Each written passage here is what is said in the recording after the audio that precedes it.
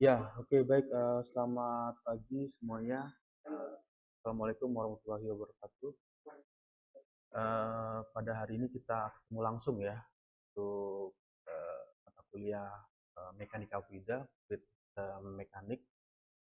Di hari ini kita ketemu secara offline untuk Mekanika Fluida.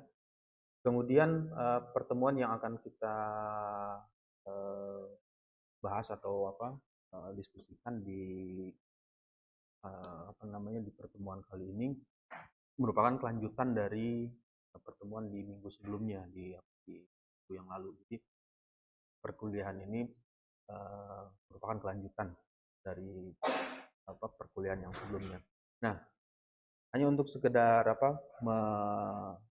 refresh atau mengingat lagi di pertemuan yang lalu itu ada beberapa hal di bagian ini seperti eh, energi yang dimiliki oleh fluida pada saat fluida tersebut mengalir.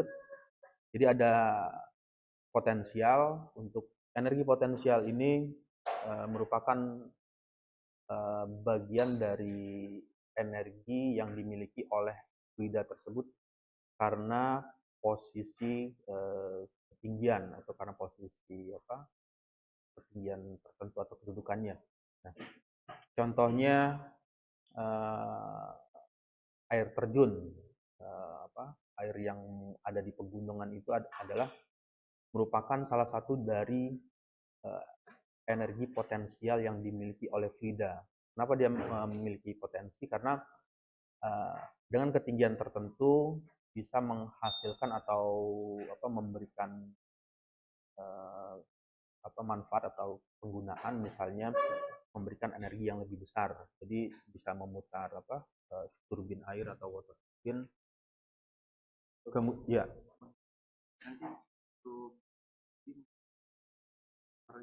Ya. Oh, ya. Ya. Kemudian yang kedua adalah kinetik, kinetik energi. Energi kinetik ini energi yang uh, energi gerak dari fluida tersebut. Lalu nilai uh, energi yang ditimbulkan oleh tekanan. Jadi fluida tersebut bisa menghasilkan tekanan atau pressure. Nah, kemudian di bagian tersebut untuk energi potensial ini, yang pertama karena ada pengaruh tinggi, ketinggian tertentu, sehingga menghasilkan potensial. Makanya kalau di persamaan atau di rumusnya itu untuk energi potensial itu selalu ditambahkan ada unsur Z ya atau H simbolnya. Ini merupakan pengaruh tinggi. Jadi contoh mudahnya misalnya membayangkan misalkan punya tangki atau tower tank yang di rumah kan ada kalau buat pompa air sumur ya. Kalau misalnya diletakkan pada rumah dengan ketinggian misalnya di lantai 1 dengan di lantai 2 atau lantai 5, energi mana yang paling besar yang keluar. Jadi semakin tinggi peletakan, maka energi potensial akan semakin besar yang dihasilkan.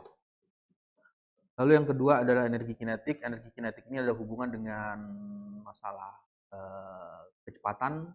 Ini simbolnya V kuadrat ya. Kecepatan artinya fluida tersebut mengalir dengan berapa besar kecepatan yang dikeluarkan atau yang dilakukan oleh fluida tersebut. Semakin besar nilai kecepatan dari fluida yang mengalir, maka nilai energi kinetik yang didapatkan juga akan semakin besar nilainya. Karena dari persamaannya setengah, M itu adalah massa dari fluida. Jadi kalau M-nya fluidanya berupa fluida cair, nanti perlu dicari tahu berapa massa fluida cair tersebut.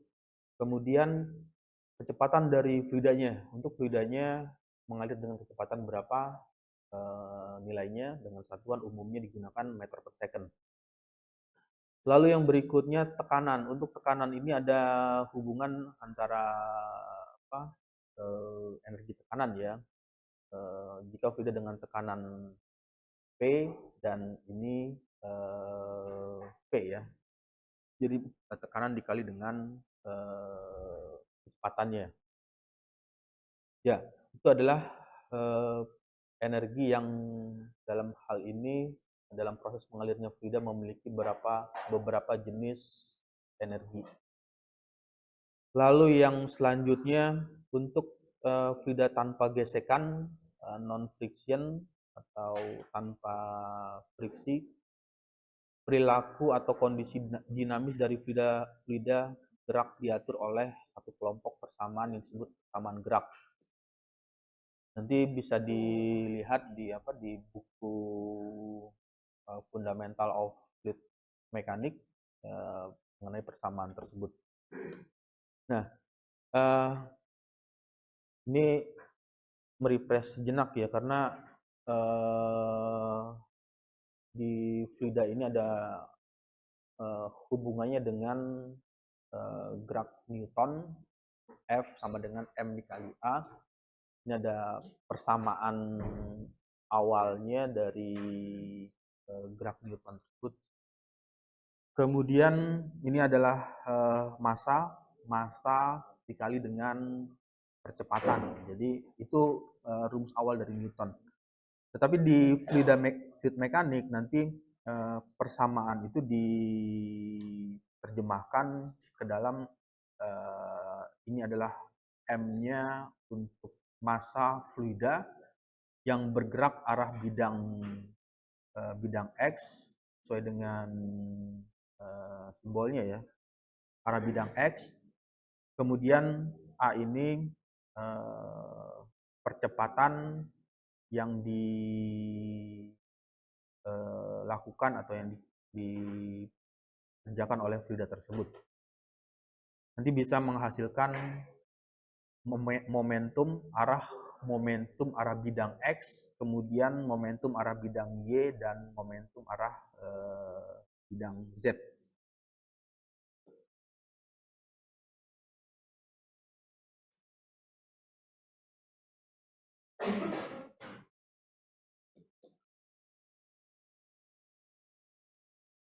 Nah, lalu di bagian selanjutnya, untuk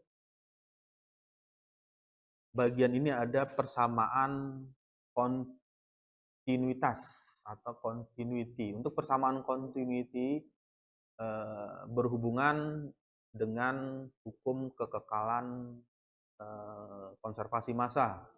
Jadi ada hukum konservasi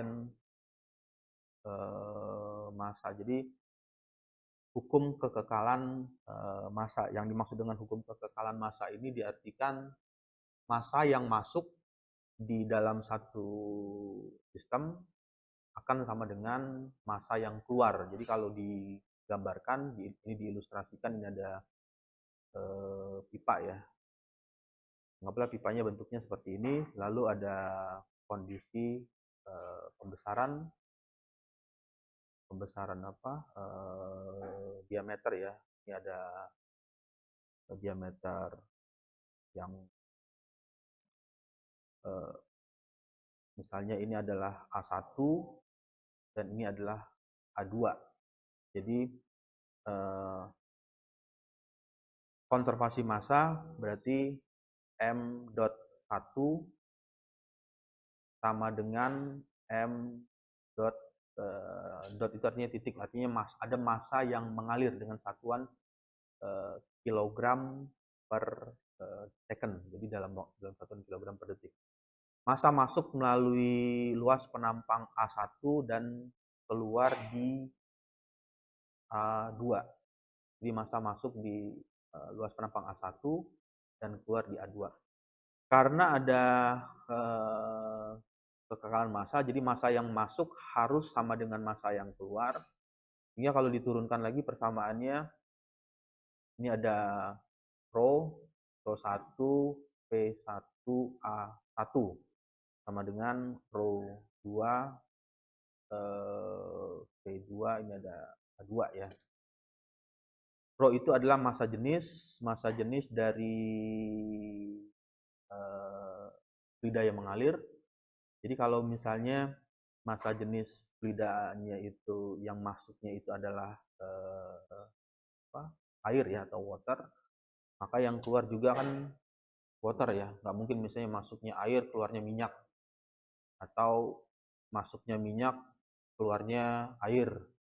Berarti masanya harus sama. Nah, karena masanya sama sehingga bisa disederhanakan, ini dicoret, rho-nya sama, rho masuk dengan rho keluarnya sama.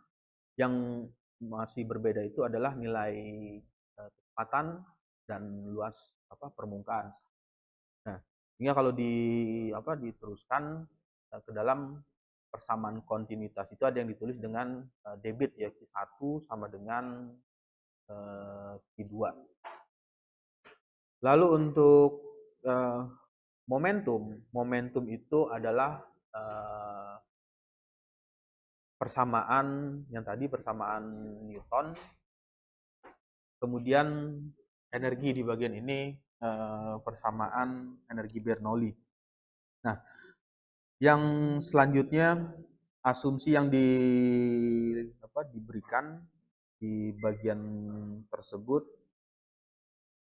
yang pertama untuk asumsi aliran diasumsikan, ini asumsi ya, langgeng itu artinya mengalir secara kontinu. Jadi di dalam satu sistem fluida diasumsikan mengalir secara kontinu. Jadi tidak terputus, discontinue.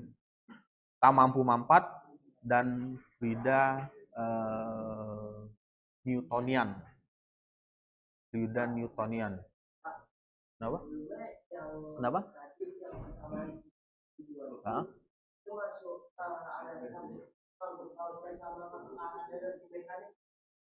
Energi mekanik.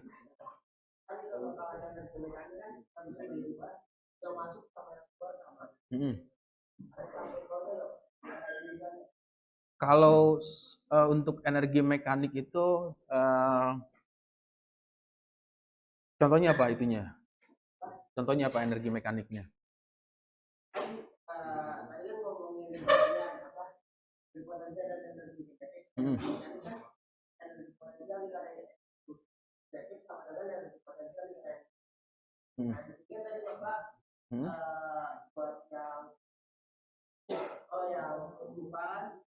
Ya. Ya, masa masuk sama masa keluar. Karena tadi Bapak bilang kalau energi itu nggak bisa dirubah dan selalu nggak bisa berubah bentuk, tapi energi itu kekal. Apakah ada yang bisa dengan energi? Ya, untuk bagian ini kita meninjaunya dari sisi aliran fluida ya, aliran fluidanya. Aliran fluidanya itu pertama ini asumsi ya, di bagian ini dulu. Ini asumsi alirannya tak mampu mampat. Tak mampu mampat artinya fluidanya unkompresibel ya, tak mampu mampat. Contohnya fluida cair. Fluida cair kan banyak, ada liquid cair air ya, air, kemudian oli, minyak, dan fluida Newtonian. Nah, untuk aliran yang tadi yang persamaan kontinuitas itu, kontinuitas ini artinya massa yang masuk akan sama dengan massa yang keluar. Jadi M.1 sama dengan M.2. Jadi kalau misalnya massanya masuknya 10 kg per second, berarti harus keluar juga 10 kg per second. Jadi kalau misalnya massanya masuknya 10 tapi keluarnya 8, itu nggak masuk ke hukum konservasinya, hukum konservasi massa. Nah, Lalu tadi ada pertanyaan misalnya energinya itu beririsan ya dengan energi mekanik atau energi kinetiknya ya. Nah, untuk energi kinetik jelas dia ada hubungan karena massa itu kan nanti bergerak ya, karena bergeraknya itu massa akan berpindah jika ada pergerakan. Jadi ada massa yang masuk dengan massa yang keluar. Jadi ada hubungannya, Kemudian asumsinya tak mampu mampat dan fluidanya Newtonian. Fluida Newtonian itu contohnya ya air ya, water ya. Air kalau misalnya fluida non Newtonian misalnya cat dinding, cat tembok atau honey itu apa? Madu ya, bukan sayang maksudnya. Maksudnya ya artinya fluidanya itu ada fluida Newtonian. Nah, lalu yang kedua aplikasi persamaan untuk di bagian ini ada menentukan aplikasi persamaan, penentuan jaringan, jenis, dimensi, geometri, bentuk katup, lalu pipa, daya dan pompa atau pompa turbin. Kemudian parameter penting di bagian tersebut adalah debit, kehilangan energi tekan atau energi tinggi tekan. Nah, lalu yang berikutnya untuk aplikasi zat cair tak mampu mampat, uncompressible, mengalir secara kontinu atau secara berlanjut di saluran. Salurannya ini ya masuk ke dalam aliran ini ya, internal flow. Kemudian volume zat cair yang lewat tiap satuan waktu adalah sama di semua penampang. Inilah yang disebut dengan persamaan kontinuitas untuk fluida cair atau fluida uncompressible. Ya, ini ilustrasinya persamaan tadi, hukum konservasi massa atau kekekalan massa. Massa yang masuk sama dengan massa yang keluar. Jadi massa fluida ya, di bagian ini yang dilihat perspektifnya adalah massa fluidanya. Massa fluida untuk massa fluida air, panjang aliran, diasumsikan pipanya lurus di bagian ini. Ini ilustrasi ya, tapi di bagian tertentu nanti bisa saja ada perubahan diameter masuk dengan diameter keluar, atau di bagian awalnya mengalami penyempitan, kemudian di bagian keluarnya ada mengalami pembesaran. Untuk pipanya ada pipa yang pertama, ini yang kedua, pipa 1 dan 2. Untuk pipa 1 sudah masuk dari bagian ini dan keluar dari sini ya ilustrasinya. Tetapi bisa juga dibalik, untuk hukum konservasi massa atau kontinuitas ini juga tetap berlaku.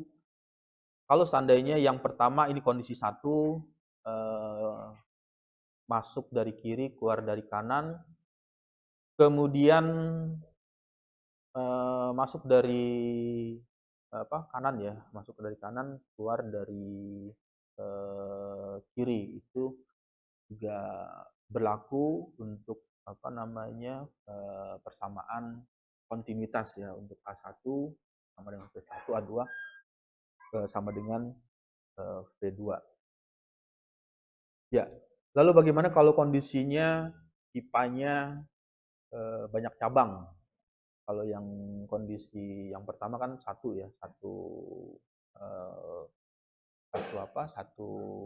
garis, satu cabang. Kalau di bagian ini kondisinya adalah 1, 2, 3 dan N simbolnya. N itu ya bisa saja nanti jumlahnya 4 cabang atau 8 cabang atau 10 cabang. Hukum konservasi massa atau persamaan kontinuitasnya menjadi ini adalah kalau dituliskan misalnya ini digambarkan ya di bagian ini ada tuliskan ini adalah Q1, berarti ini adalah Q2,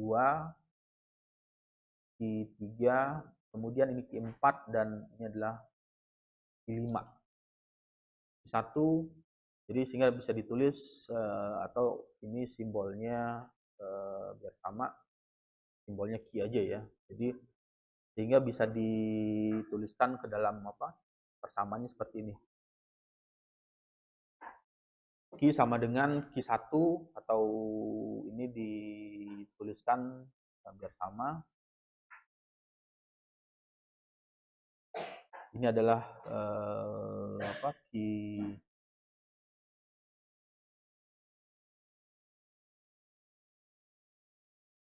Q2. Ini Q1 ya, Q1, 2, 3 dan Qn. Berapa banyak jumlah cabang yang dimiliki atau di dalam sistem tersebut. Jadi kalau jumlah cabangnya ada 10, nanti tinggal jumlahkan Q1 atau Q total ya. Q total itu akan sama dengan jumlah cabang 1 ditambah jumlah cabang 2, cabang 3, cabang 4, cabang 5 dan terusnya sampai ada 10 bagian cabang tersebut. Nah, lalu untuk di bagian tersebut untuk nilai kecepatan, kemudian luas penampang ini bisa bervariasi sehingga di bagian ini secara secara analitik atau secara eksak ya kita bisa mengetahui berapa nilai kecepatan yang ada di cabang 1. Kemudian cabang 2, berapa nilai kecepatannya dan cabang N. Jadi bisa diketahui berapa nilai kecepatan fluida yang mengalir. Ya, bagaimana menghitungnya ya tinggal dimasukkan ke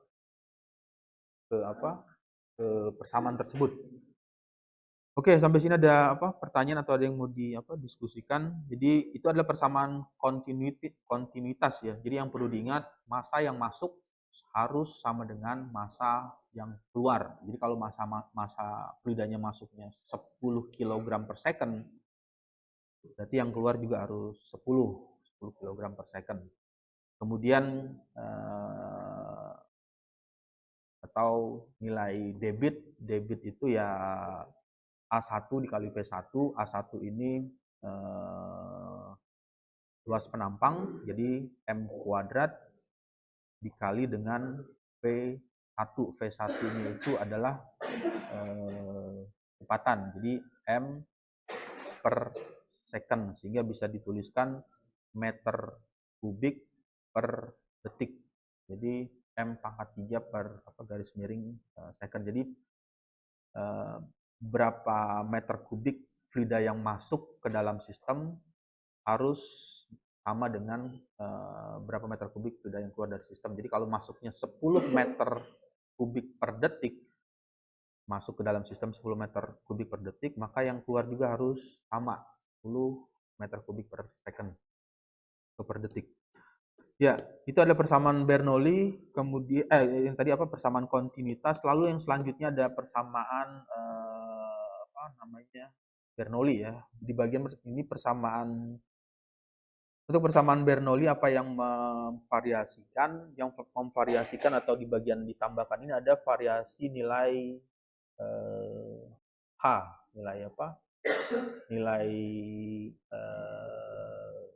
ketinggian. Kalau tadi asumsinya itu ya kita nggak ngitung ini tinggi, misalnya tinggi kalau dituliskan ini tingginya berapa dari permukaan tanah, lalu yang itu berapa. Jadi yang dilihat itu massa yang masuk sama dengan massa yang keluar. Untuk Bernoulli di bagian ini, untuk persamaan Bernoulli ada variasi H tinggi sehingga bisa dituliskan ke dalam bentuk persamaannya. Ini ada kondisi dilingkarin ya, 1, kemudian ini ada kondisi yang apa, 2 ya. Ini adalah misalnya ini kalau dituliskan ini adalah bagian dari I1, kemudian ini adalah bagian dari I2-nya. I1 dan I2. Apa yang bisa didapatkan dari persamaan ini? Yang pertama adalah ada variasi nilai Z ya. Di bagian sini ada, kalau dituliskan ada Z1 dan Z2. Posisinya untuk Z1 ada di mana dia? Nah, ini ada Z1 di sini. Kemudian ini adalah Z2-nya. Z1 itu terhitung nilai ketinggian dari bagian stagnation. Ini berapa nilai tinggi dari permukaan tanah. Lalu di bagian ini juga Z2-nya nilai tinggian untuk nilai Z2-nya. Nah, dengan kondisi ini kan ini merupakan kalau membaca dari rumusnya ini kan hampir sama dengan persamaan continuity ya. Ini ada di sini, ini ada tanda sama dengan ya. Tanda sama dengan itu kan pemisah antara persamaan 1 dengan persamaan 2. Jadi yang bisa dilihat di bagian ini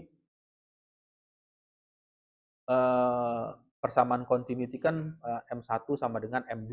Nah, di bagian ini juga ada kemiripan. Di sini ada V1, di sini sama dengan V2 kuadrat, ini V1 kuadrat. Lalu nilai gravitasi dimasukkan, ini ada gravitasi, ini ada gravitasi. Kemudian ini simbol ini apa? Ada yang ingat nggak notasinya? Simbol apa? Y. Gamma ya. Gamma. Gamma apa lambda? Gamma. Ya, jadi ini juga sama ini. Ini sama. Itu merupakan berat relatif ya. Berat jenis dari dari fluida tersebut. Lalu P1 dan P2. Tekanan di bagian ini ada tekanan P1 dan ini ada P2. Nah, itu merupakan kelanjutan. Jadi persamaan Bernoulli ini merupakan penurunan ya, atau kelanjutan dari persamaan continuity, persamaan kontinuitas. Karena dari persamaannya itu kan ini ada simbol Q atau Q debit, dan ini juga ada bagian debit yang keluar. Ya, lalu aplikasi yang selanjutnya untuk persamaan kontinuitas diturunkan dari persamaan Bernoulli ini untuk kondisi yang dimensi dari saluran fluidanya itu mulai mengalami perbedaan dalam hal ketinggian. Ini ada pengaruh H atau Z1, kemudian di bagian yang berikutnya ada Z2 ketinggian juga, dan di bagian ini ada lalu ada perubahan eh, luas permukaan. Di bagian ini bisa dilihat ya, ada perubahan luas permukaan, luas penampang ya, luas penampang. Ini juga mengalami perubahan, dan di bagian akhir kondisi yang ketiga ada mengalami perubahan. Perubahan-perubahan tersebut di luas penampang ini memberikan pengaruh terhadap nilai velocity, kecepatan ya, nilai kecepatan, dan pengaruh juga terhadap nilai tekanan, kecepatan dengan tekanan, karena tadi ada persamaan, ada energi energi tekan ya, hasilkan energi tekan. Nah, untuk persamaannya di bagian tersebut masih menggunakan persamaan continuity, tapi dituliskan ke dalam persamaan Bernoulli. Untuk persamaan ini ada penambahan nilai ketinggian Z1 dan nilai ketinggian Z2. Jadi kalau diteruskan ya, ini tinggal ditambahkan aja sama dengan berarti V2 pangkat bukan V2 ya, maksudnya V3 kuadrat per 2G ditambah V3 per gamma, simbolnya ini ditambah Z3, tambah Z3. Itu merupakan kelanjutan dari persamaan continuity. Nah, ini ilustrasi dari persamaan continuity diterjemahkan ke dalam persamaan Bernoulli karena ada variasi ketinggian. Jadi bisa dilihat ini ada, kalau dituliskan di sini ada nilai H-nya ya, nilai H atau simbolnya ada yang menggunakan simbol Z, ketinggian fluida yang mengalir. Lalu yang di bagian ini juga ini ada nilai H-nya. Nah, sehingga bisa diperkirakan atau bisa dihitung nilai kecepatan angin yang bertiup di depan pengendara sepeda yang diam. Jadi ada misalnya ini diasumsikan pengendara sepedanya itu diasumsikan ya, ini asumsinya kondisinya diam dengan nilai V-nya V0. Berapakah perbedaan tekanan pada titik 1 dan titik 2? Jadi bisa diketahui nilai perbedaan tekanan yang ada di titik 1 dan di titik 2. Berapa perbedaan tekanannya? Nah, didapatkan dari persamaan turunan persamaan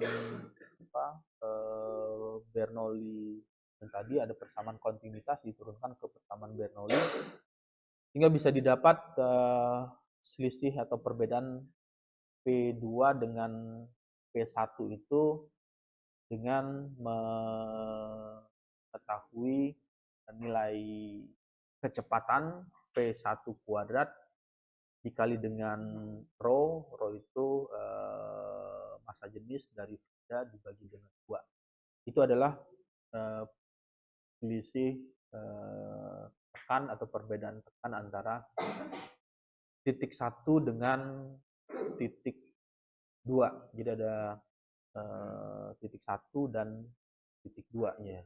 Jadi bisa diketahui nilai perbedaan nilai tekan. Sampai sini kebayang ya, maksudnya penurunan persamaannya ya. Untuk persamaan Bernoulli ya, persamaan Bernoulli yang awalnya itu dari persamaan konservasi massa, persamaan kontinuitas, lalu diturunkan ke dalam ini pendekatan persamaan Bernoulli, karena diasumsikan massa yang masuk dengan massa yang keluar itu asumsinya sama.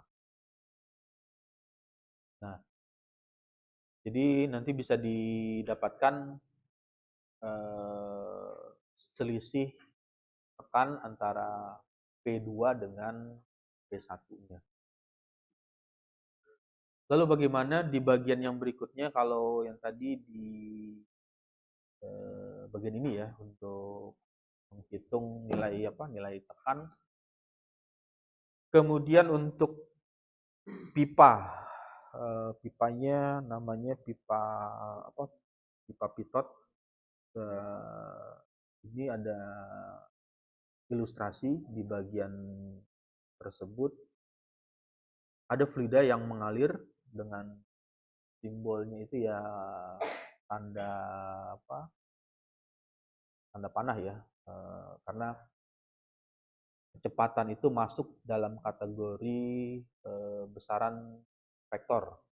Karena kan ada besaran skalar, ada besaran vektor ya. Kalau yang masih ingat, misalnya contoh besaran skalar apa? Berat ya, karena berat nggak ada arahnya. Misalnya 10 kg, arahnya kemana? Misalnya beratnya berapa? Berat badannya. Kan nggak ada arah kan?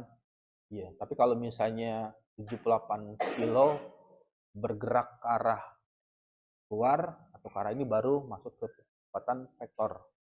Jadi untuk besaran skalar itu besaran yang tidak ada arah. Misalnya berat, kemudian apalagi panjang ya. Misalnya 10 meter, 15 meter, itu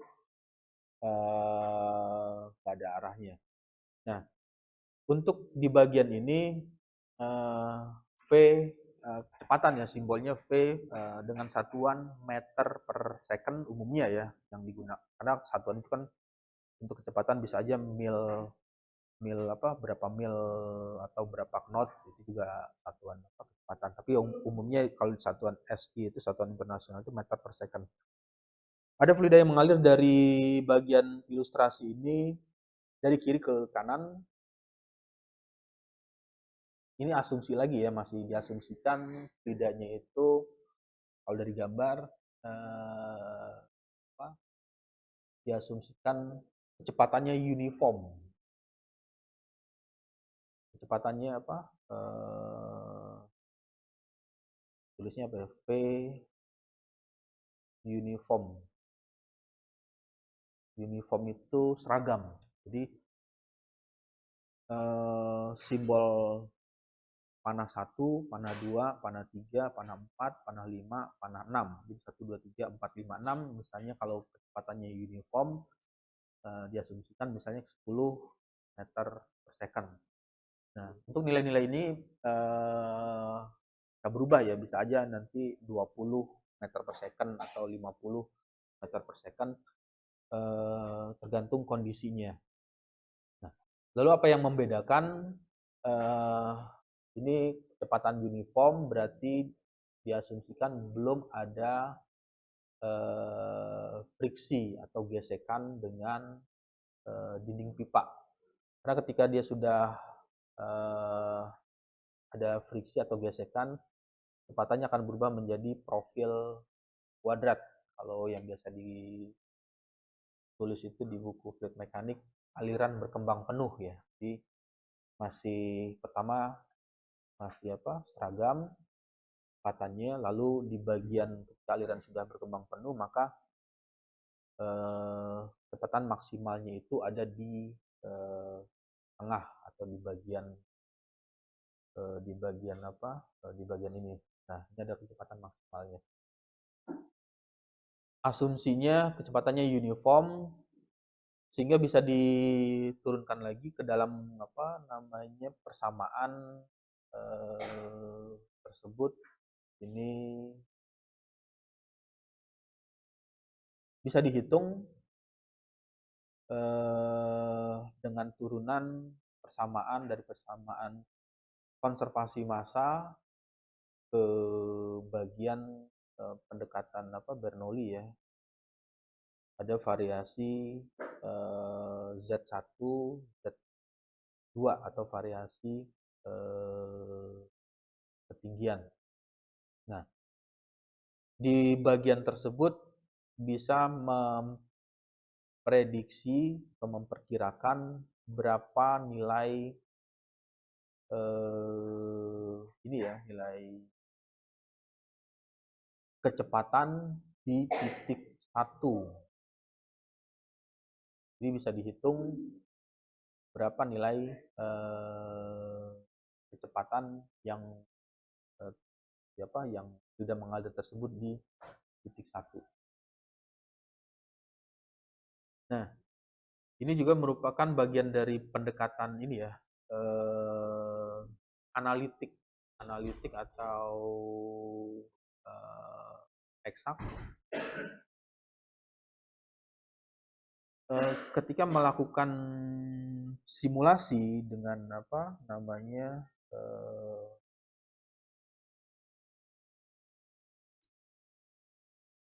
ada yang tahu nggak CFD? Apa itu? Oh, bukan Cut Free Day. Ya, jadi CFD, Computational Fluid Dynamics ini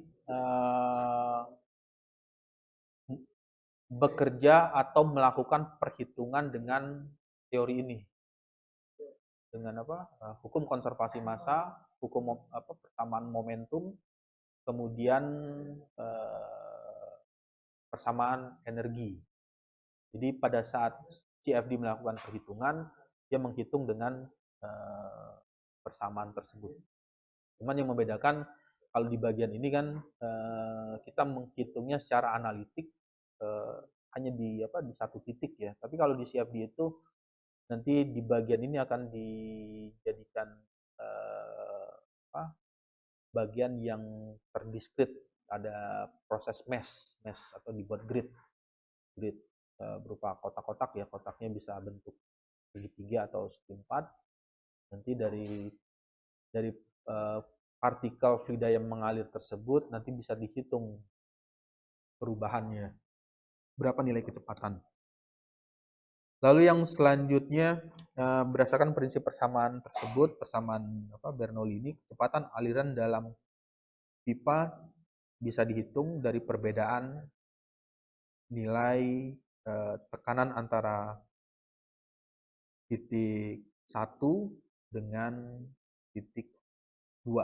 Ini ada titik 1, ini titik 1 dan ini adalah titik 2-nya. Jadi nanti bisa dilihat perbedaan tekanan antara titik 1 dan titik 2. Ya. Untuk applied-nya atau aplikasi penggunaan dari pipa ini ya, pipa ini digunakan di umumnya di pesawat ya, pesawat terbang, diletakkan kalau melihat pesawat terbang itu kan atau pesawat penumpang ya, kalau diperhatikan ada pipa yang dipasang di ujung ujung moncong dari pesawat tersebut. Kira-kira fungsinya tahu nggak buat apa?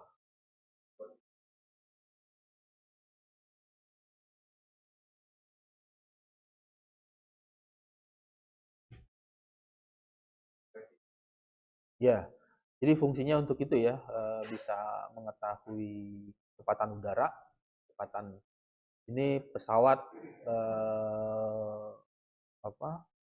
terbangnya dengan berapa cepat kecepatannya, jadi bisa diketahui dengan memasangkan pipa-pipa tersebut. Nah, untuk proses kalkulasi atau cara kerja dari pipa-pipa itu melakukan perhitungan ya menggunakan ini pendekatannya ini, teorinya, persamaannya. Nah, Itu adalah aplikasinya untuk penerbangan. Kemudian ini ada di bagian yang selanjutnya Venturimeter ya. Untuk Venturimeter ini ada perbedaan luas permukaan, luas permukaan yang masuk dengan luas permukaan yang keluar, atau yang ini ada D2 dengan D1 diameter karena bentuknya lingkaran, jadi dengan simbolnya D1 dan D2. Nah, di bagian tersebut jika diketahui air mengalir melalui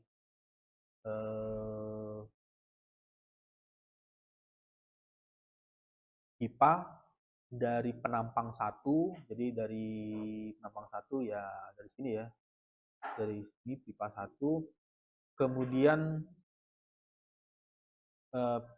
melalui pipa satu yang kemudian menyempit ke pipa 2 ke penampang kedua. Jadi di bagian tersebut nilainya penampangnya 2. Jika manometer U, manometer ya yang manometer ya, ini yang dimaksud dengan manometer karena berbentuk huruf U ya, U-nya U terbalik, diisi oleh minyak dengan nilai Sg lebih kecil sama dengan 1. Ini ada tulis Sg lebih kecil dari 1, bukan sama dengan 1, lebih kecil dari 1. Artinya Sg itu berat jenis relatif ya, berat jenis relatif. Berat jenis relatif terhadap apa? Terhadap air. Nah, di bagian ini bisa terlihat perbedaan ya warnanya. Ini kira-kira warna apa? Abu-abu ya. Yang ini abu-abunya lebih apa? Lebih pekat ya, maksudnya lebih ini. Nah, yang ini yang warnanya ini adalah water atau air ya dalam bahasa Indonesianya. Kemudian Sg-nya ini air raksa ya, atau apa? Atau minyak. Biar ada perbedaan. Nah, di bagian ini jadi sehingga berat jenis minyak lebih kecil dari berat jenis air. Berat jenis minyak lebih kecil dari berat jenis air, menyebabkan minyak tersebut berada di atasnya. Jadi nilainya Sg-nya lebih kecil dari 1. Bayang ya, lebih kecil dari 1. Jadi kalau dituliskan ini Sg itu sama aja dengan tulis saja misalnya Bj berat jenis minyak, ini Bj berat jenis waternya. Nah, kalau misalnya ininya nilainya 5, ininya 10, 5 dibagi 10 berapa? 0,5 ya? Ya, 0,5 berarti lebih kecil dari 1. Jadi membayangkannya si minyaknya itu berat jenisnya lebih kecil dari air ya, dari waternya. Nah, nggak bisa diturunkan ke dalam persamaan. Persamaannya cukup panjang ya, tapi nggak masalah sih sebenarnya persamaan panjang, penting datanya lengkap, nanti bisa dihitung nilai apa, nilai nilai-nilai yang ingin dicari, apa yang ingin dicari di bagian ini. Kalau di contoh apa, di ilustrasi gambar ini menceritakan nilai H atau nilai ketinggiannya ya, nilai apa, nah yang ini ke sini nilai H-nya. Nah, ini bisa dihitung dengan persamaan tersebut dengan mencari atau mengetahui terlebih dahulu apa yang diperlukan untuk bagian tersebut. Yang pertama mencari nilai Q, berarti debitnya berapa. A2 ini adalah luas penampang untuk bidang permukaan A2, berarti kalau A2-nya ini 1, berarti nanti menghitung luas permukaan ya, luas penampangnya. Lalu di kuadrat 1 min A2 per A1 ya, ini luas penampang 2 dan 1, ini adalah nilai gravitasi. 1 min SG, SG-nya nilainya tadi lebih kecil dari 1, jadi kalau nilainya 0,5 ya nanti tinggal dimasukkan ini ya, nilai apa, nilai berat jenis relatif tersebut. Habis ini ada pertanyaan? Ya. Kenapa? Untuk nilai SG ya, nilai berat jenisnya lebih dari 1, ini kondisinya dia akan berbeda lagi persamaannya. Karena secara teori kan apa, berat jenis itu jika ada 2 fluida yang beda ya, misalnya yang satu fluida apa, minyak, satu lagi fluida cair ya. Misalnya dicampur dimasukkan ke dalam wadah tertentu, jika berat jenisnya minyak itu lebih rendah, maka dia akan naik ke permukaan. Ya kan? Misalnya ada gelas, terus nuangin minyak dulu. Misalnya minyak goreng dimasukin duluan, terus yang kedua masukin air mineral. Kira-kira walaupun minyaknya masuk duluan, dia naik ke atas nggak di minyaknya? Atau ada di bawah? Apanya? Berat jenis kan? Tergantung banyaknya minyak.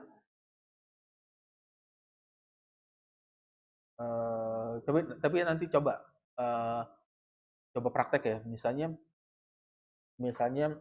ada yang bawa gelas, misalnya, atau apa, gelas bening ya, transparan, yang misalnya dapat isinya sekira 500 cc ya, atau 500 cc.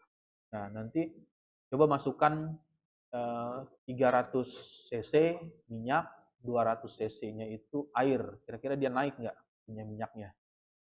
Nah, ketika dia naik berarti ada perbedaan berat jenis. Berat jenis artinya dia bisa naik ke atas. Tapi kalau di bagian ini, misalnya tadi pertanyaannya, jika nilai SG-nya lebih besar dari 1. Jadi kalau lebih besar dari 1, ini SG ya, G lebih besar dari 1, BJ misalnya minyak ya,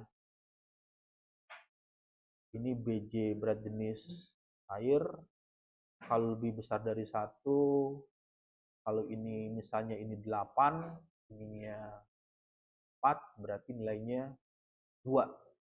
2 itu kan nilainya lebih besar dari 1. Nah, berarti nanti apa namanya tuh, apa namanya,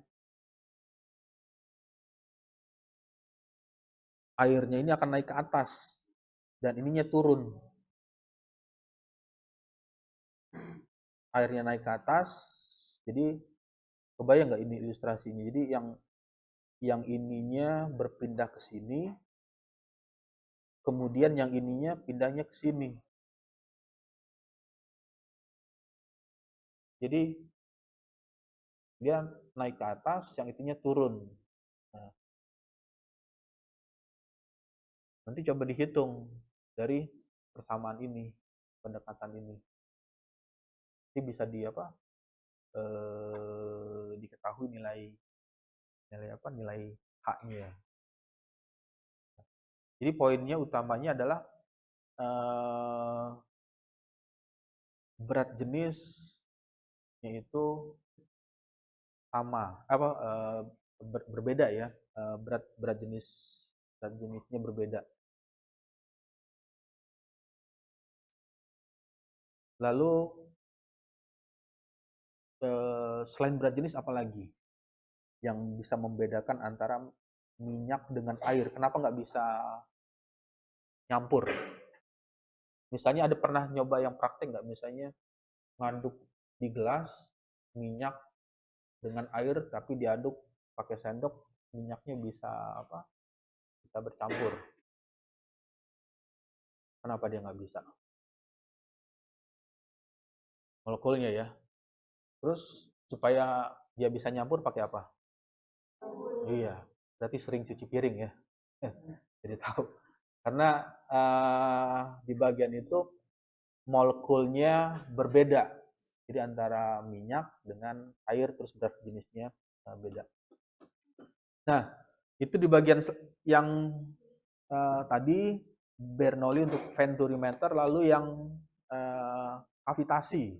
Ini kavitasi ini di bagian ini nilai Q. Ini ada Q, ini keluar juga ya. Kalau ini simbolnya Q1, ini adalah Q2. Lalu apa yang membedakan? Yang membedakan adalah di bagian tersebut ada ini penyempitan. Jadi ada penyempitan saluran. Awalnya besar, yang di bagian masuknya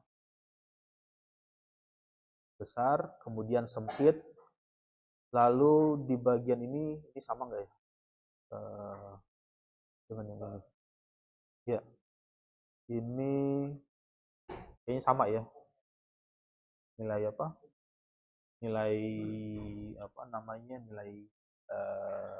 saluran keluarnya. Nah, kavitasi ini terbentuk karena adanya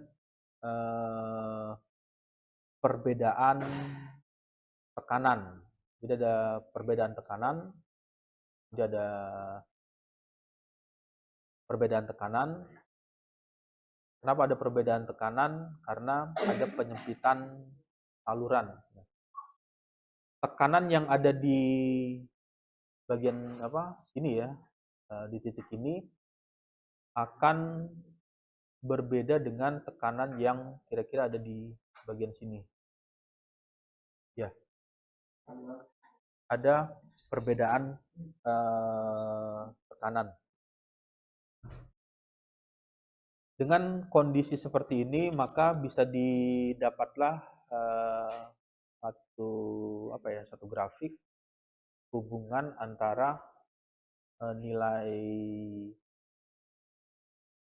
temperatur dengan saturasi vapor pressure, atau yang biasa dikenal dengan bagian ini kavitasi terjadi ketika tekanan berkurang hingga mencapai tekanan uap. Nah, jadi ada kondisi tertentu dari suatu sistem yang dibuat untuk bagian tersebut bisa menimbulkan kavitasi. Jadi ada proses kavitasi.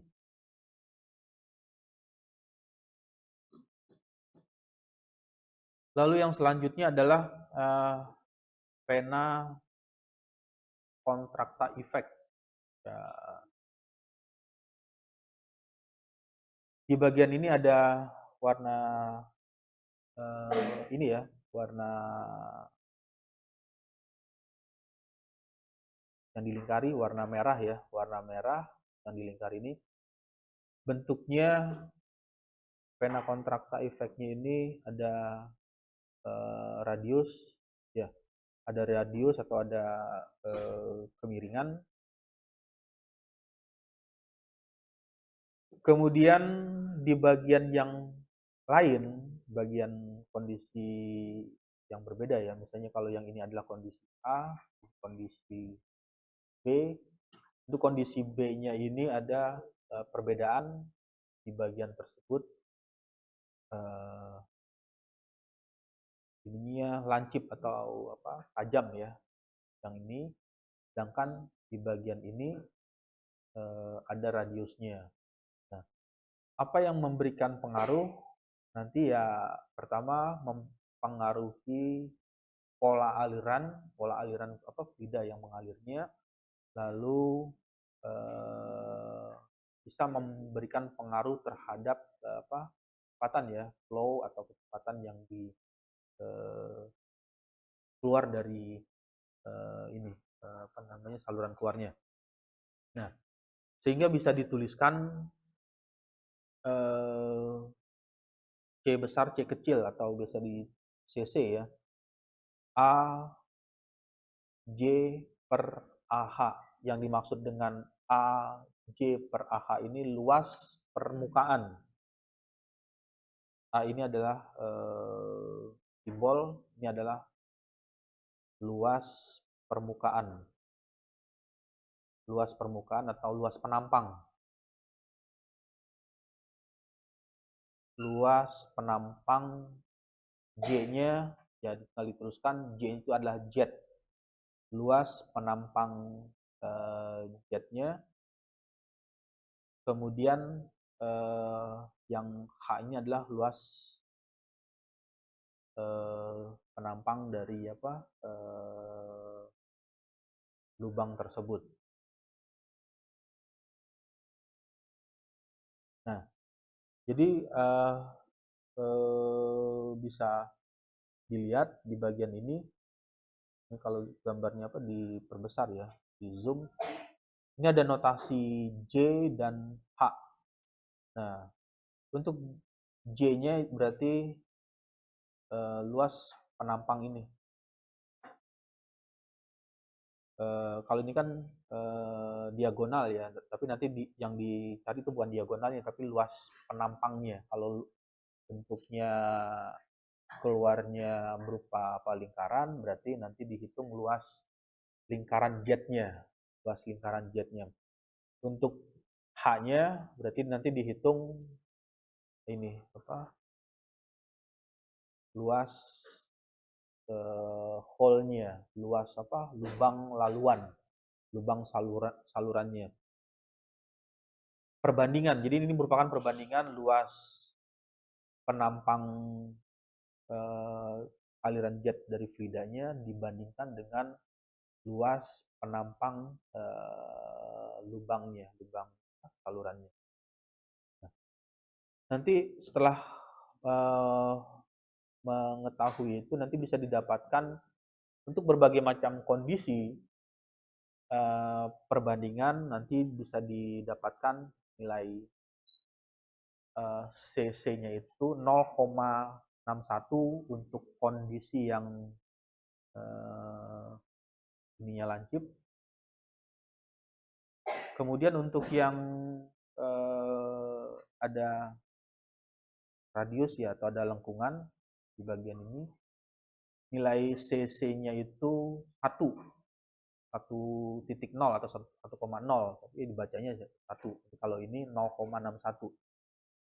Lalu yang untuk di bagian ini sama-sama lancip ya, di bagian ini juga sama 0,61, yang ini juga sama nilainya 0,61.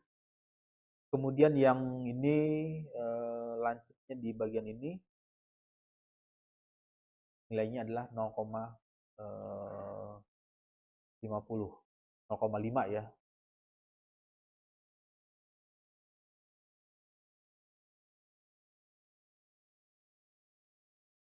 Ya, ini masih persamaan turunan dari persamaan kontinuitas. Ini masih persamaan kontinuitas diaplikasikan dengan apa? Bernoulli, penerapannya misalnya di light gas atau apa?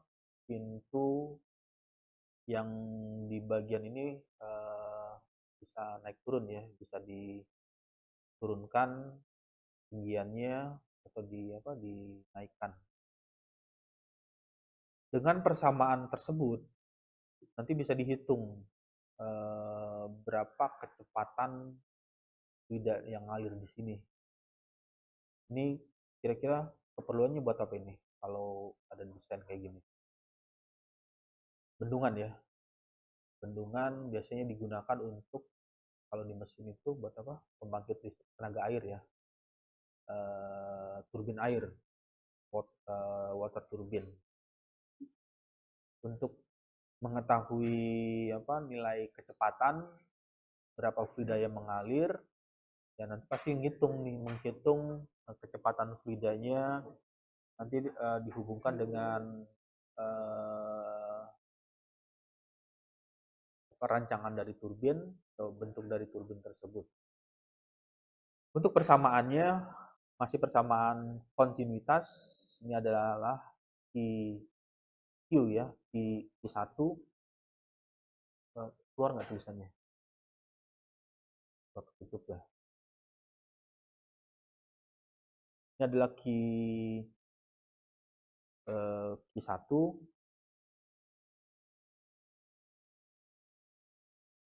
Nah, ini adalah Q1, kemudian di bagian ini merupakan Q2-nya. Sama halnya juga dengan di gambar. Ini ada simbol Q-nya, ini adalah Q1, berarti yang di zona keluar ini, yang keluar dari apa pipanya itu, keluar dari plat tersebut adalah Q2-nya.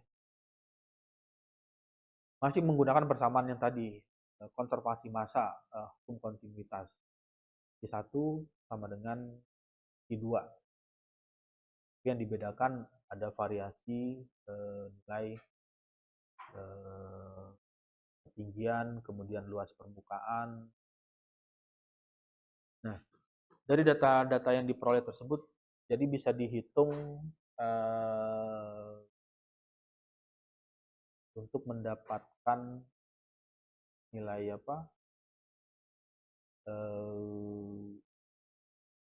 hal yang ingin dicari. Jika diketahui nilai Z1 ini ada Z1 posisinya di sini ya, ini ada Z1 tingginya itu 5 meter. Kemudian untuk A ini yang ini ya, ini adalah A-nya. Pintu tersebut dibuka dengan ketinggian 0,8 m meter.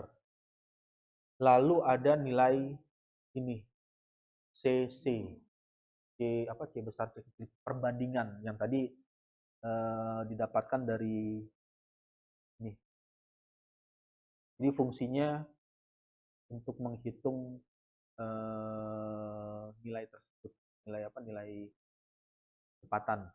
Karena di bagian ini ketika rancangan dari pintunya ada lengkungan dengan pintu yang tajam, yang lancip ya di bagian ini, nilai CC-nya ada perbedaan, ada 1 dengan 0,5.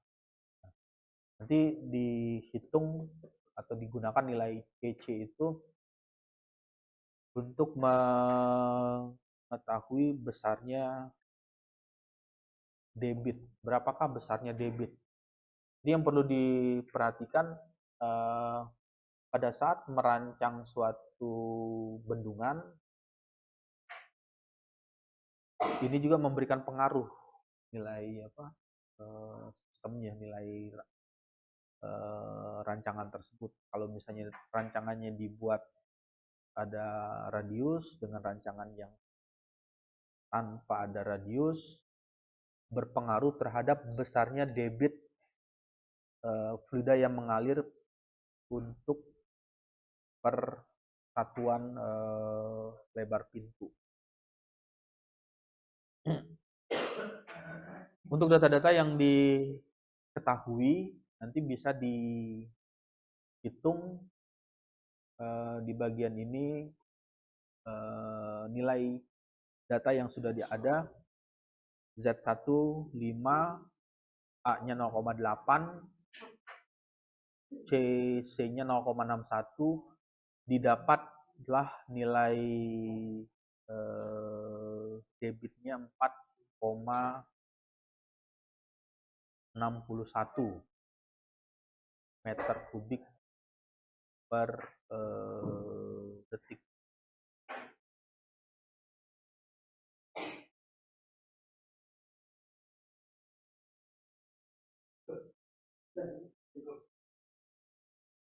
Ya, absen dulu ya.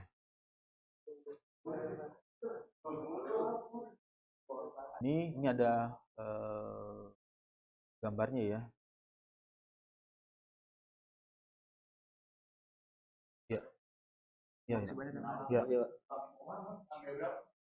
Ya. Nah, ini tadi pertanyaan ada pengaruh apa enggak radius ya. Ini nilai CC-nya yang pertama bentuknya seperti ini. Ini lancip ya, nggak ada radiusnya. Nilainya 0,61. Nilai apa? Bisa dapat 0,61 itu merupakan perbandingan dari luas penampang jet. Jadi luas penampang ini ya, ini luas penampangnya. Kalau misalnya bentuknya lingkaran, ya berarti luas lingkaran. Jadi kalau lihat aja aliran fluida yang mengalirnya itu menyerupai apa. Kalau menyerupai lingkaran ya berarti dihitung dengan luas permukaan luas penampang yang bentuk lingkaran. Tapi kalau misalnya bentuknya segi 4 ya nanti dihitung luasnya luas persegi atau segi 4. Luas penampang jet dibagi dengan luas lubangnya atau hole-nya. Ini H-nya, hole-nya. Nah, tadi ada pertanyaannya, pengaruh nggak kalau ada radius ya. Ini ada gambarnya seperti ini, 0,61 dengan yang ada ini. Ada ini radius ya, maksudnya yang dimaksud dengan radius itu ya ada R-nya, ada lengkungannya. Ini sudutnya berapa? Sudutnya 90 ya, 9.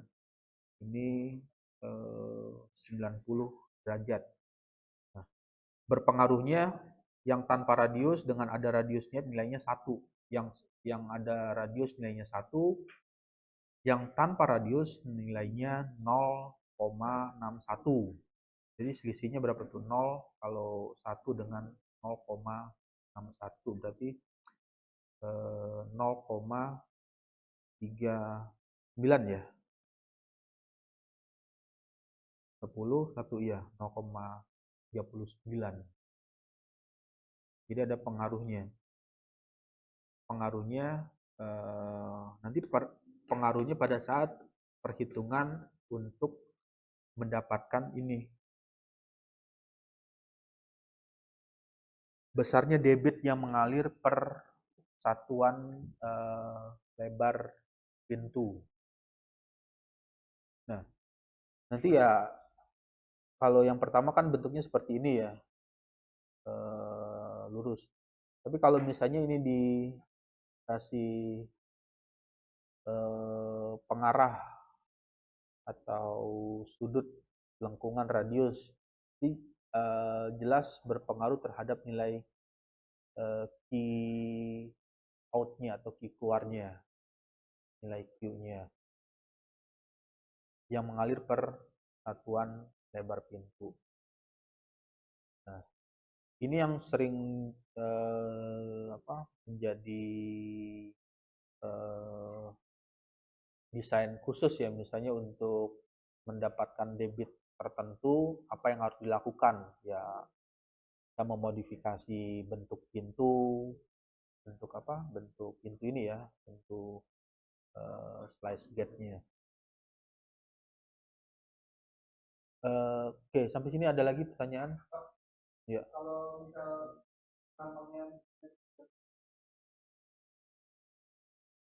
penampangnya nggak beraturan. Nah, berarti harus balik lagi ke ini.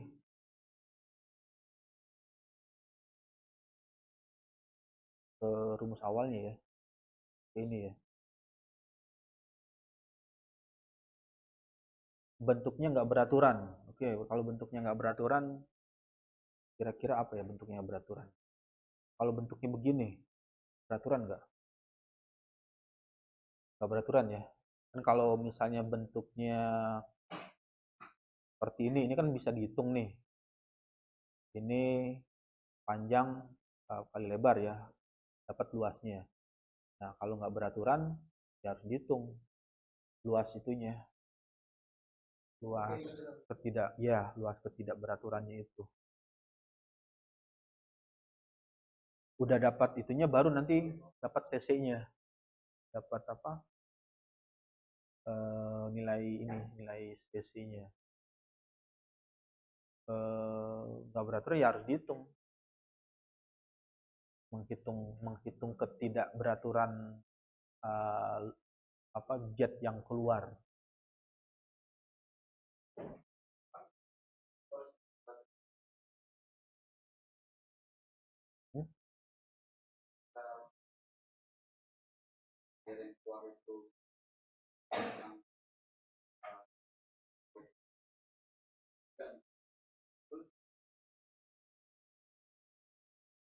Oke, berarti balik lagi ke sini ya. Ini C besar C kecil ya. Luas jetnya berapa? Misalnya berapa? 10. Hole-nya oke, 2 ya atau 5 ya. 10 dibagi 5. 2.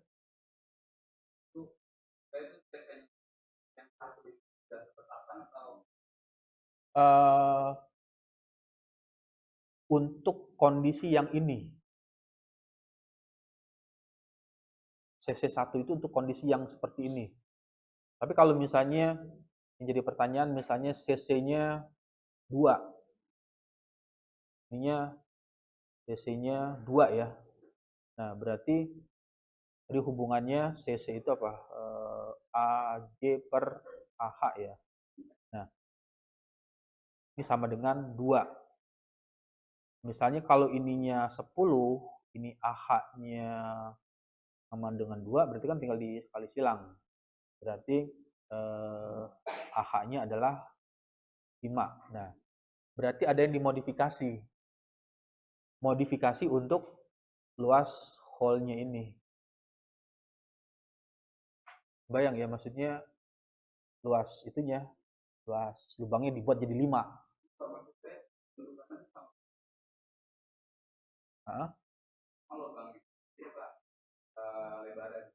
Ya. Bisa berbeda. Enggak tetap satu. Ini contoh untuk yang ini. Maksudnya untuk kondisi ini. Jadi kalau satu berarti kan bisa dihitung CC ini AJ per AH. Berarti kalau satu per satu ya. Dapatnya satu kan? Atau misalnya 6 per 6 dapatnya 1, 5 per 5 dapatnya 1. Tapi kalau misalnya ininya ada yang modifikasi dan ini luasnya ada di apa berbeda, ya bisa bisa aja nanti dapatnya 2 untuk nilai apa TC-nya. Nah, atau dapatnya 3 atau dapatnya 4 atau 0, malahan misalnya 0,3 atau 0,4 ya. Itu eh, kondisinya, tergantung kondisinya, desainnya gimana. Kalau ini contoh aja, contoh untuk misalnya sampel, maksudnya kalau 1 ya dapatnya ini. Tapi kalau 0,5 ya kondisinya begini. 0, berapa 61 kondisinya begini. Kalau misalnya mau coba 0,79, nah itu gimana tuh bentuknya? Tinggal di kotak-katik aja perbandingan antara luas jet dengan luas lubang. Berapa dengan berapa supaya dapat 0,79. Kalau misalnya maunya cc-nya itu 10, ya tinggal diubah aja di otak-atik. 10 itu kombinasi bisa 10 per apa namanya 10 per 1 atau 20 per 2 juga 10. Ya, jadi ini nilai 1 itu untuk kondisi ini. 0,05 untuk kondisi ini. Kemudian 0,61 untuk kondisi ini, 0,61 untuk kondisi ini, dan ini bisa berubah-ubah. Mau 0,7, 0,8 atau misalnya 214 atau misalnya 21, ya tergantung keperluannya apa untuk apa nilai cc yang ingin dibuat tersebut. Kemudian ya, kemudian di bagian berikutnya slice gate B. Nah, ini sama yang tadi. Nah, ini dihubungkan untuk mendapatkan besarnya debit yang mengalir per satuan lebar pintu. Lalu yang berikutnya kalau misalnya kalau yang tadi balik ya, ini pintunya dari atas naik turun, ini naik turun, bisa dinaikkan, diturunkan. Lalu bagaimana kalau pintunya itu seperti ini ya, di bawah. Kalau yang tadi kan di atas ya, tapi penghalang atau pintunya itu adanya di bawah sini, wire plate. Nah, di bagian ini lalu ada kombinasi lagi kalau misalnya ininya dibuatnya begini. Ada apa sudut ya. Ini ada tetanya. Nah, ini ada tetanya, ada sudutnya. Itu kira-kira berapa tuh sudutnya? 45 ya atau 30 sudut ininya. Nah, pengaruhnya tadi jika ambang berbentuk V notch, maka persamaan debit melalui ambang adalah bisa dihitung dengan persamaan tersebut. Jadi ada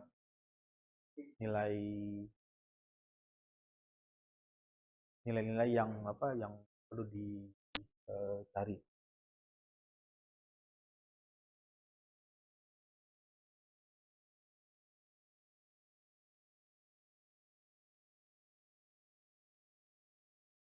Ya, lalu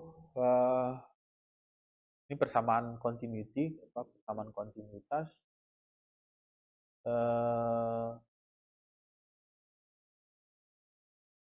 Awalnya itu dari sini ya, yang tadi semuanya itu berawal dari ilustrasi ini.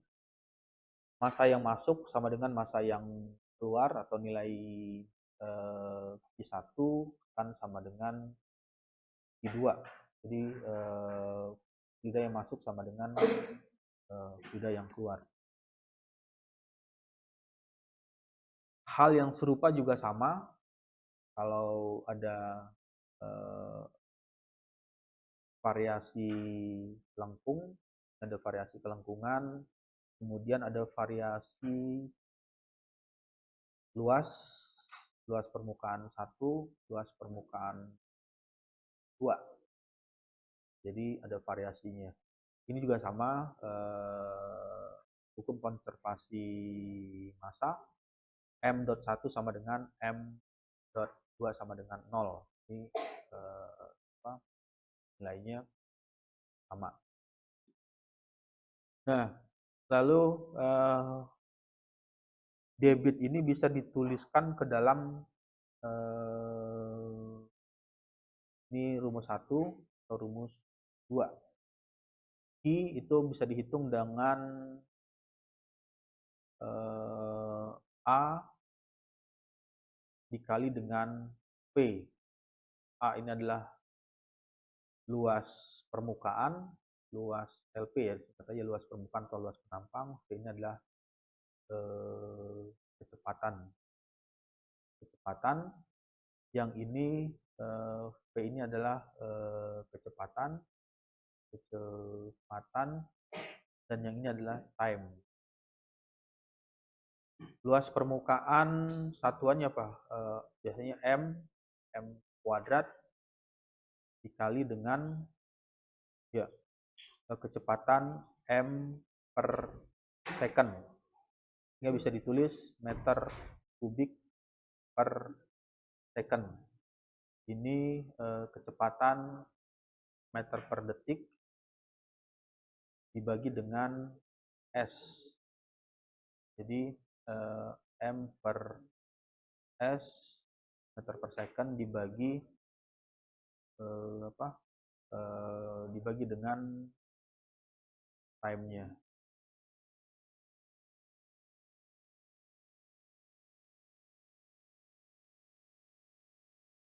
Ya. Untuk persamaan kontinuitas rumus awalnya ini. Nah, hal ini juga bagian yang paling mudah ya untuk melakukan validasi atau verifikasi hasil simulasi. Hasil simulasi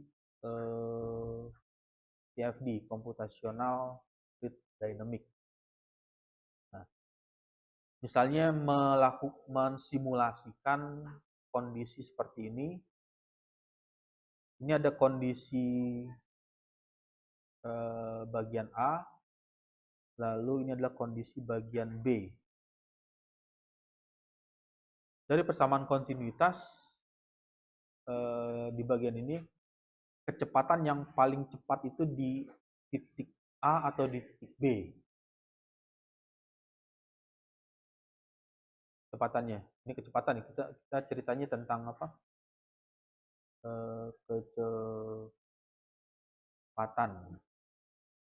Kecepatan itu maksimal di titik A atau titik B. Titik B ya. Jadi jadi B lebih besar dari A. Kecepatan di B lebih besar dari A. Nah, hasil simulasi CFD nanti pada saat menampilkan post processing itu maksimalnya ada di titik di warna merahnya itu ada di B. Warna merahnya B, kemudian ini berada pada warna biasanya warna apa? Orange atau warna kuning. Itu adalah salah satu cara untuk melakukan validasi dari simulasi. Tapi kalau misalnya hasil simulasinya menampilkan kecepatan maksimalnya di A dan kecepatan paling kecilnya di B, berarti ada yang salah dengan penentuan kondisi batas. kondisi batas simulasi atau kondisi batas CFD-nya. Jadi ada yang salah. Sehingga software tersebut tidak melakukan perhitungan menggunakan persamaan continuity, tidak menggunakan persamaan kontinuitas.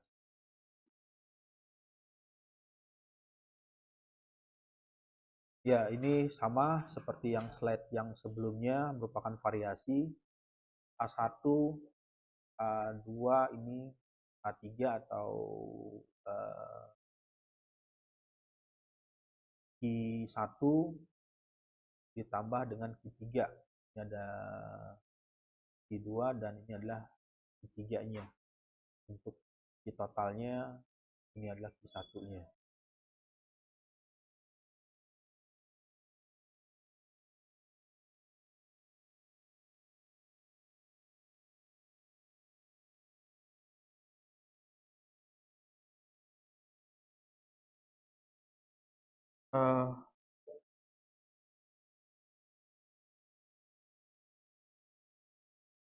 Ini persamaannya ini nih, persamaan awalnya adalah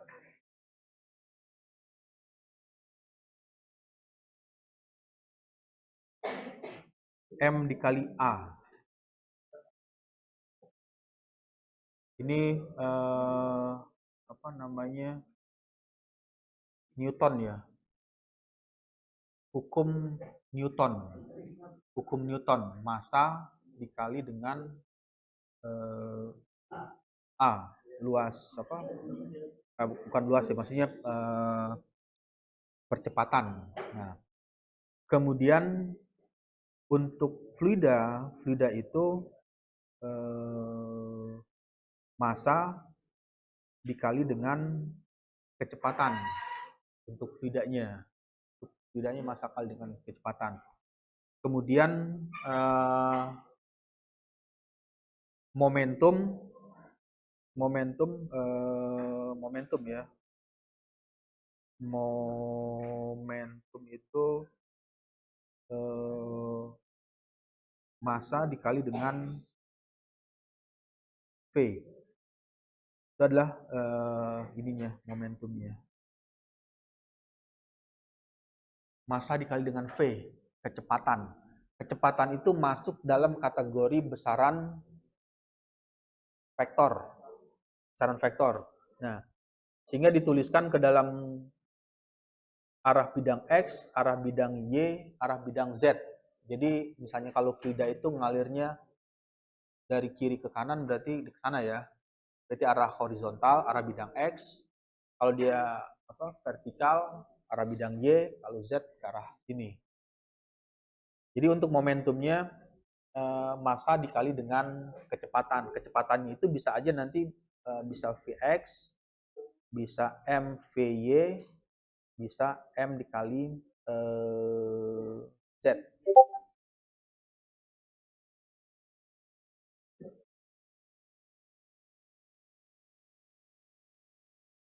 Gimana?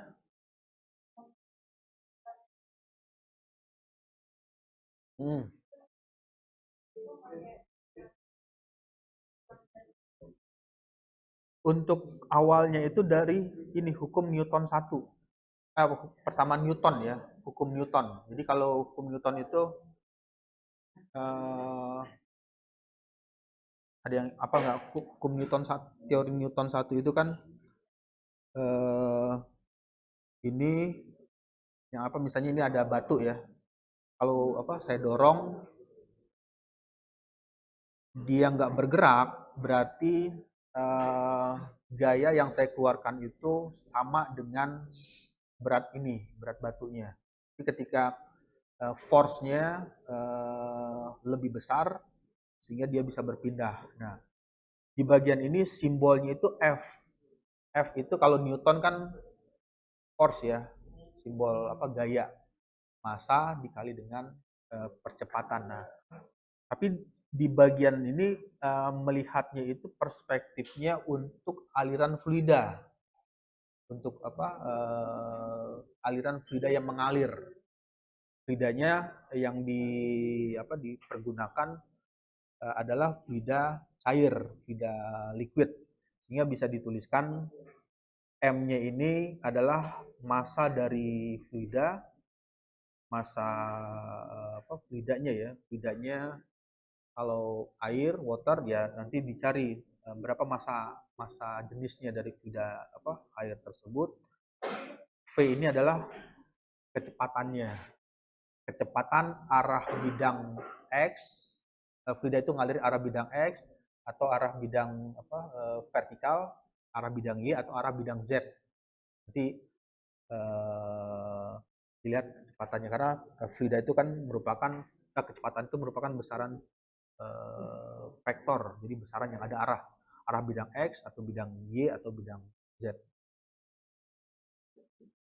Nah, ini yang dimaksud tadi. Jadi momentum itu diturunkan dari Newton, dari persamaan Newton untuk yang dilihat itu adalah perspektif fluidanya, melihat jauh fluidanya. Kan kalau Newton kan dia nggak cerita tentang mekanika fluida, cerita tentang misalnya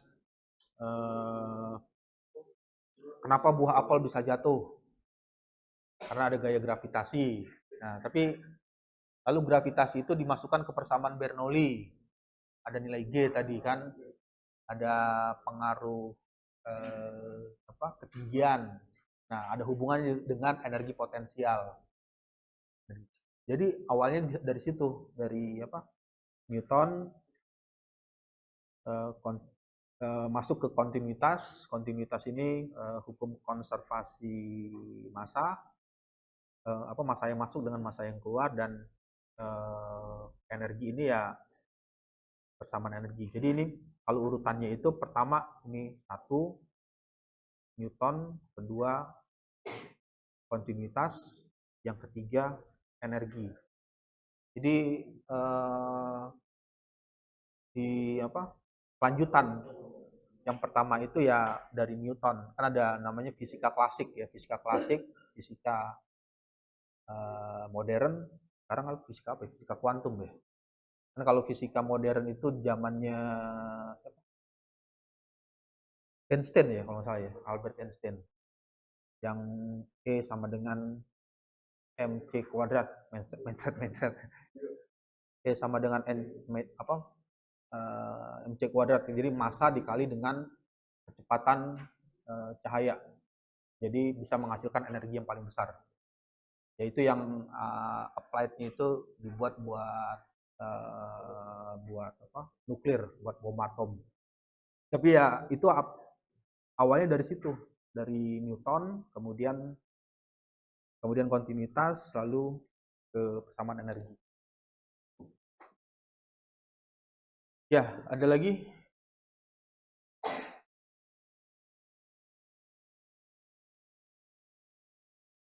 Oke, kalau tidak ada membaca atau membuka lagi materinya, nanti coba kerjakan di rumah untuk tugas mandiri ya.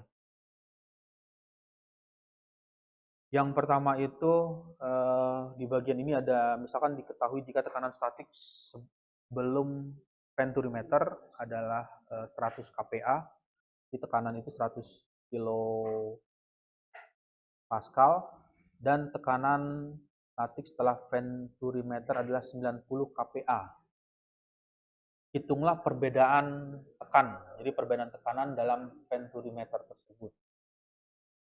Kemudian jika luas penampang aliran sebelum venturimeter, ini luas penampangnya 0,02 meter kuadrat, dan setelah venturimeter 0,01, kecepatan aliran sebelum venturimeter 5 meter per second.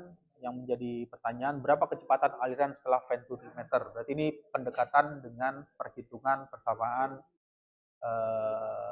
konservasi massa atau kontinuitas. Lalu tadi ada penjelasan mengenai pipa ya, pipa pivot bekerja untuk mengukur kecepatan fluida. Ini bagaimana cara kerjanya? Nanti coba diceritakan Kemudian yang keempat ini apa manfaat utama dari penggunaan pipa pitot di bidang untuk aerospace atau penerbangan? Coba jelaskan. Jika luas penampang pipa pitot sekian 0,005 meter kuadrat dan perbedaan tekanan antara ujung 500 PA Pascal, berapa besar gaya yang bekerja pada pipa pitot? Lalu yang berikutnya pesawat terbang dengan kecepatan V. Kecepatan V itu artinya belum diketahui kecepatannya, diasumsi masih dalam bentuk V dan berada pada ketinggian yang konstan. Jadi sudah konstan, tidak naik ke atas atau turun ke bawah pesawatnya. Jika diketahui tekanan di sayap pesawat ini P1 ya, bukan P1 dikali P1 tapi P1 adalah 90 kPa dan tekanan sayap P2 adalah 100 kPa, hitunglah gaya angkat yang dihasilkan karena perbedaan tekanan pada sayap tersebut. Nah, ini juga merupakan aplikasi dari Bernoulli ya, persamaan Bernoulli tersebut. Sebuah aliran fluida memiliki tekanan awal P1 100 kPa dan kecepatan awal 20 meter per second. Yang menjadi pertanyaan, berapa kecepatan aliran V2 di daerah tersebut? Dengan asumsi fluida tidak kompresibel, berarti fluida tidak mampu mampat, contohnya fluida cair. Lalu 8, ini pesawat terbang ketinggian 10 meter di atas permukaan laut, di mana tekanan atmosfer 25 kPa, jika tekanan pada ujung pipa tersebut 26 kPa, berapa kecepatan pesawat dalam kondisi tersebut? 9 eksperimen dalam air menghasilkan 1200 Pascal. Jika diketahui densitas itu rapat jenis dari fluida air 1000 kg per meter kubik, 1000 kg per meter pangkat 3 ya. Hitunglah kecepatan aliran fluida. Aliran fluidanya air. Terakhir untuk di bagian ini, tekanan pada ujung depan pipa pitot 101,3 kPa kilopascal dan tekanan pada ujung samping pipa 102 kPa. Yang jadi pertanyaan, berapa perbedaan tekanan di antara keduanya?